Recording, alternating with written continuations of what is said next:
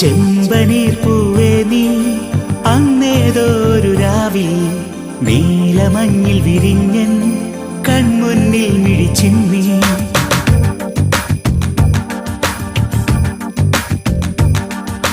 ചെമ്പനീർ പൂവേ നീ അന്നേതൊരു രാവിൽ നീലമഞ്ഞിൽ വിരിഞ്ഞൻ കൺമുന്നിൽ മിഴിച്ചിന്നി.